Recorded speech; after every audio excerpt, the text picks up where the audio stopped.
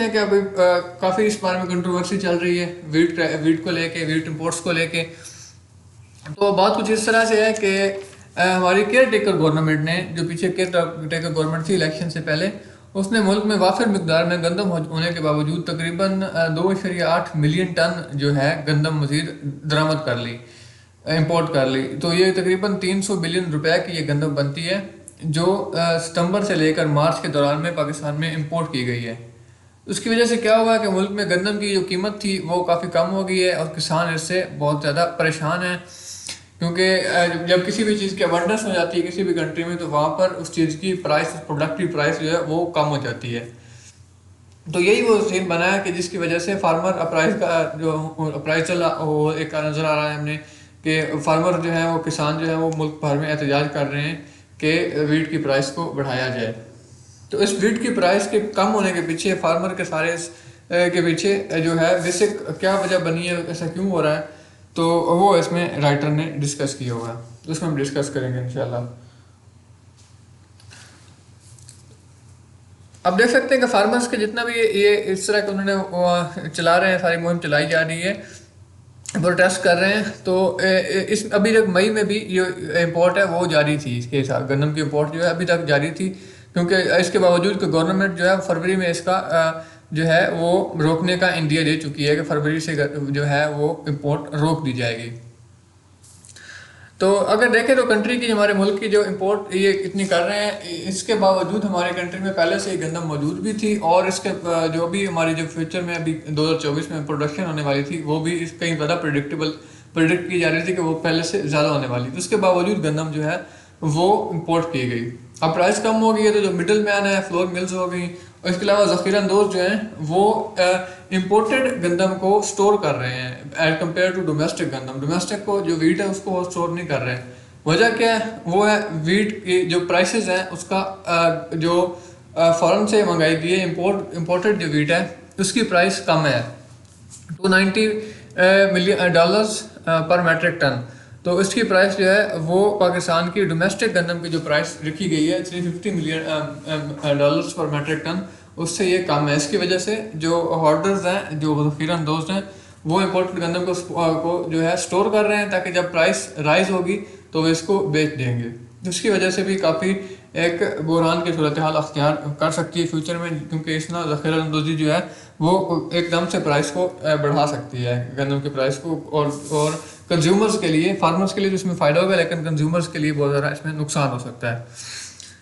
अगर लॉसेस की बात करें तो पाकिस्तान को इससे इम्पोर्ट से कितना लॉस हुआ है उसकी बात करते हैं, कि जो परचेजिंग का जितना भी बर्डन आया इंपोर्ट का वो गवर्नमेंट के ऊपर आया है। गवर्नमेंट के पास पहले फाइनेंशियल रिसोर्सेज की बहुत ज़्यादा कमी है।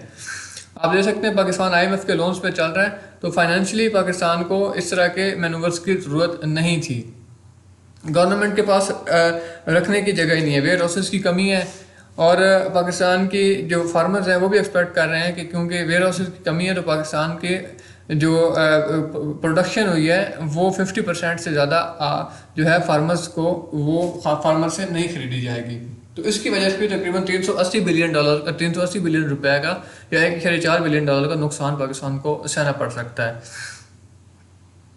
ये सारे जो एक गलत है सामने आया है कि एक्सेसिव जो एक हमारा अबंडेंस हो गई है, उसकी वजह क्या है? उसके लिए बहुत से थ्योरीज और लॉजिक्स पेश किए गए हैं, लेकिन कोई भी जो है वो प्रॉपर सपोर्ट नहीं कर रहा। अगर देखा जाए तो ये ट्रांसपेरेंसी जो इसमें नहीं नजर आ रही, इसकी वजह क्या हो सकता है? उसकी एक तो वजह हो सकती है कि विजडम हमारे पास नहीं है, हमारे पॉलिसी मेकर्स जो हैं वो वाइजली सारी सिचुएशन को डील नहीं कर रहे, और एक दूसरी वजह हो सकती है कि वो कुछ खास फैक्ट्स को छुपा रहे हैं, कंसील कर रहे हैं, अपनी किसी भी करप्शन को, किसी भी इसमें डिसऑनेस्टी को वो छुपाने की कोशिश कर रहे हैं, जिसकी वजह से ट्रांसपेरेंसी हमें नज़र नहीं आ रही।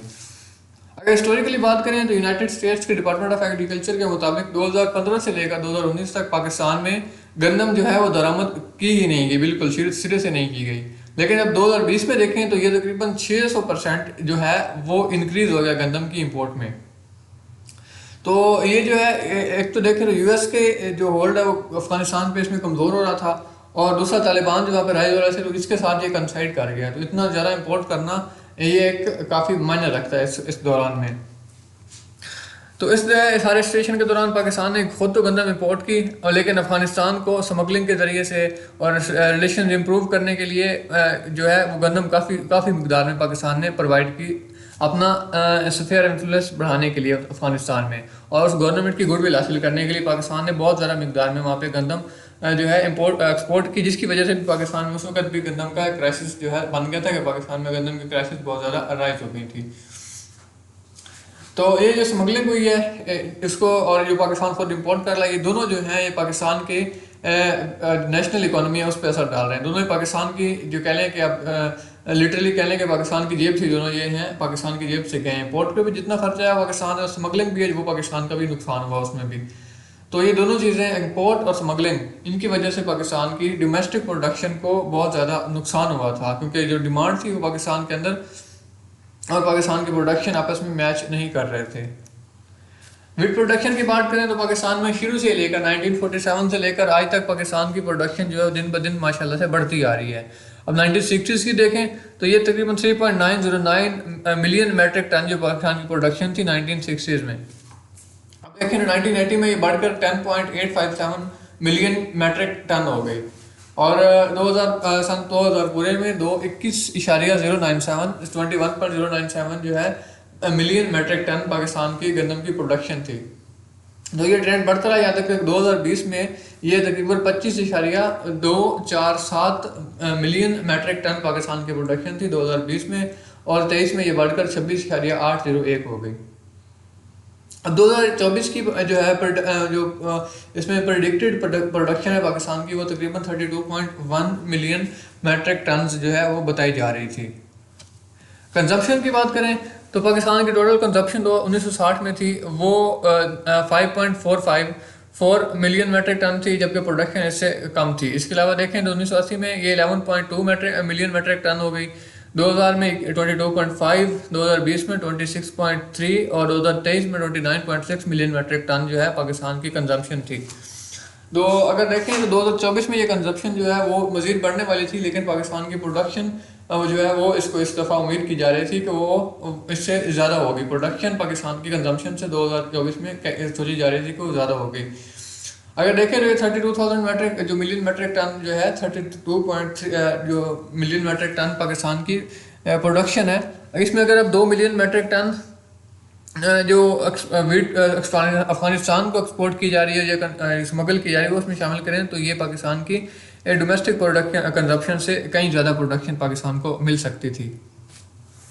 2024 में देखें तो फार्मर्स ने 2023 में जो कल्टीवेशन की गई सितंबर में, उसमें फार्मर्स ने बहुत ज़्यादा वीट जो है वो उगाई है, गंदम उगाई है। वजह क्या थी कि जो प्राइसेस थी, फ्लोर की प्राइसेस थी, वीट की प्राइसेस थी, वो बहुत ज़्यादा सर्ज कर रही थी, बढ़ रही थी। तो पाकिस्तान के कल्टीवेटेड एरिया के तकरीबन 40% पे गंदम उगाई गई थी अक्टूबर, नवंबर और दिसंबर के 3 महीनों में, दिसंबर जो 2023 में जो 2024 के लिए कल्टीवेशन की गई थी।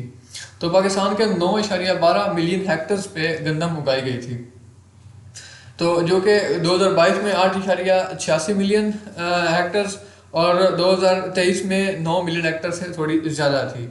तो सब कुछ ही बेहतरीन चल रहा था, इक्विलिब्रियम जो बन रहा था सप्लाई और डिमांड में। लेकिन अभी ये जो एक सिचुएशन बनी है सारी एक्सेसिव इंपोर्ट ऑफ वीट की वजह से, उसकी वजह से सारी सप्लाई और डिमांड का जो एक इक्विलिब्रियम था वो सारा डिस्टर्ब हो गया, ये बैलेंस जो है सारा ख़राब हो गया है।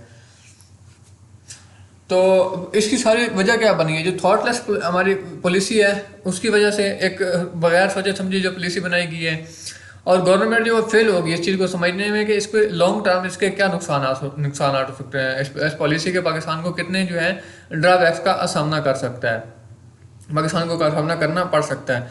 और जो चेक एंड बैलेंस नहीं है पाकिस्तान की प्रोडक्शन के ऊपर और इंपोर्ट्स के ऊपर, एक्सपोर्ट्स के ऊपर चेक एंड बैलेंस ना होना, स्मगलिंग का होना, ये सारी चीज़ें जो है पाकिस्तान के लिए, पाकिस्तान के फार्मर्स के लिए जो पहले से एक पिसा हुआ तबका, उनके लिए बहुत ज़्यादा नुकसानदेह चीज़ साबित हो सकती है।